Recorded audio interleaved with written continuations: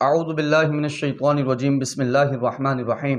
جب بھی کبھی حضرت امیر معاویہ رضی اللہ تعالیٰ عنہ پر بیان کیا جاتا ہے تو اس کا سب سے بڑا فائدہ یہ ہوتا ہے کہ جو اہل سنت و جماعت کا لبادہ اوڑے رافضی شیعہ بیٹھے ہیں وہ کھل کر سامنے آ جاتے ہیں،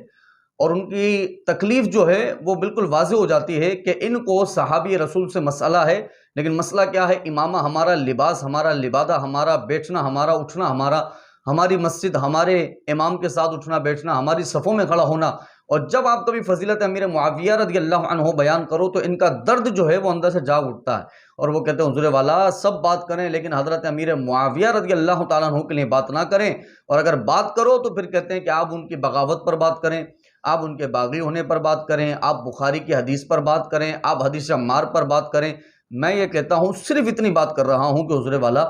حضرت علی اور حضرت امیر معاویہ رضی اللہ تعالیٰ عنہ کا جو جنگ صفین کا معاملہ ہے اس میں بارہا مرتبہ عقیدہ واضح کر چکا ہوں۔ اہل سنت کا موقف یہ ہے کہ حضرت علی حق بجانب بے شک، اور حضرت امیر معاویہ رضی اللہ تعالیٰ عنہ خطا اجتہادی پر تھے، لیکن خطا اجتہادی ہونے کے بعد بھی ہم اب بھی حضرت امیر معاویہ رضی اللہ تعالیٰ عنہ کو صحابی مانتے ہیں اور صحابی کی نظر سے ہی دیکھتے ہیں، اور اب بھی وہ آیات کے جن کا اطلاق قرآن کریم فرقان حمید میں اللہ تبارک و تعالیٰ نے صحابہ کرام علیہم رضوان کے لیے ان کو نازل فرمایا، صحابہ کرام کی شان میں نازل فرمایا، ان آیات میں ہم حضرت امیر معاویہ رضی اللہ تعالیٰ عنہ کا بھی شمار مانتے ہیں، اور جو جنت کے وعدے اللہ نے دیگر صحابہ سے کیے ہیں وہی جنت کا وعدہ ہم حضرت امیر معاویہ رضی اللہ تعالیٰ عنہ کے لیے مانتے ہیں۔ اور اگر آپ قرآن پڑھ لیے تو قرآن کے بعد اب احادیث کتابوں کی طرف آ جائیں، وہ احادیث کے جو معتبر مستند علماء کرام علیہم رضوان نے جمع فرمائی، جن میں امام بخاری کا نام آتا ہے، امام مسلم کا نام آتا ہے، امام ابو عیسیٰ محمد بن عیسیٰ کا نام آتا ہے، تو یہ تمام علماء کرام، تمام محدثین جو حدیث سے لے کر آئے حضرت امیر معاویہ رضی اللہ تعالیٰ عنہ کی شان میں، بندہ وہ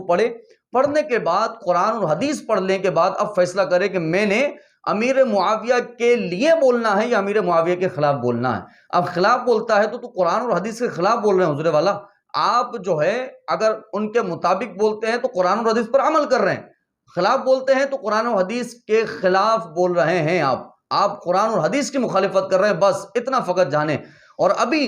جو ہے وہ کوئی کمنٹس کرتا ہے، حضور اہل سنت و جماعت کا اجماع ہے کہ حضرت امیر معاویہ رضی اللہ تعالیٰ عنہ باغی تھے، معاذ اللہ ثم معاذ اللہ، استغفر اللہ رب من کل ذنب واتوب الیہ۔ میں کہا آپ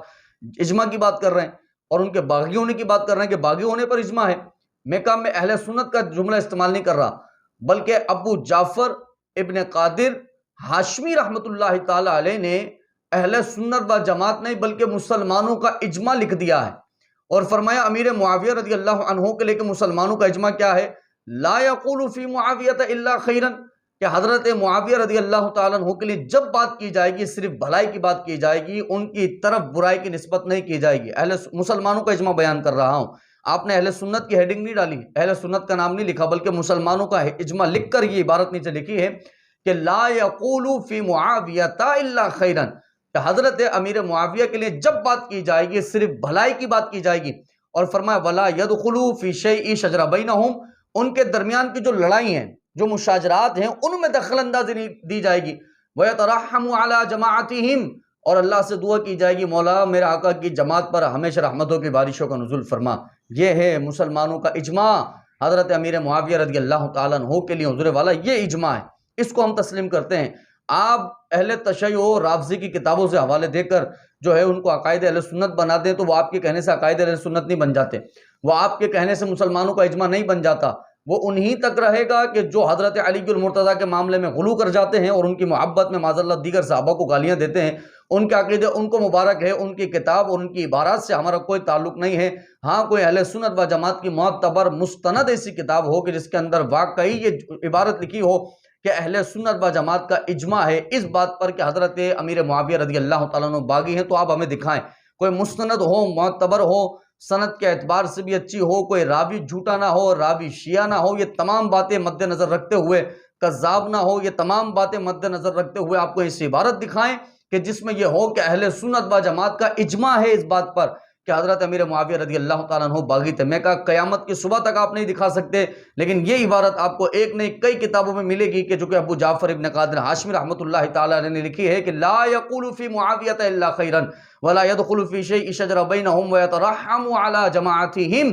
کہ جب بات کی جائے گی، بھلائی کی بات کی جائے گی امیر معاویہ کے لیے، ان کے آپس کی لڑائی میں دخل اندازی نہیں کی جائے گی، اور ہمیشہ اللہ سے دعا کی جائے گی کہ مولا اس جماعت پر اپنی رحمتوں کی بارشوں کا نزول فرما۔ اور آپ حوالے دیتے ہیں امام محمد جو ہے امیر معاویہ کے خلاف بات کرتے ہیں، امام احمد بن حنبل امیر معاویہ کے خلاف بات کرتے ہیں۔ میں کہا آپ سوالات امام احمد بن حنبل پڑھیں کہ جس میں حضرت امام احمد ابن حنبل سے جب سوالات ہوئے، فتوے پوچھے گئے، تو ایک فتویٰ یہ بھی تھا کہ اگر کوئی امام حضرت امیر معاویہ رضی اللہ تعالیٰ عنہ کے خلاف بات کرتا ہے تو کیا اس کے پیچھے نماز ہوگی؟ تو امام احمد بن حنبل رحمت اللہ علیہ نے فتویٰ دیا کہ نہ اس کے پیچھے نماز ہوگی، نہ اس امام کی عزت کی جائے گی کہ جو حضرت امیر معاویہ رضی اللہ تعالیٰ عنہ کے خلاف بات کرتا ہے۔ تو میں کہتا ہوں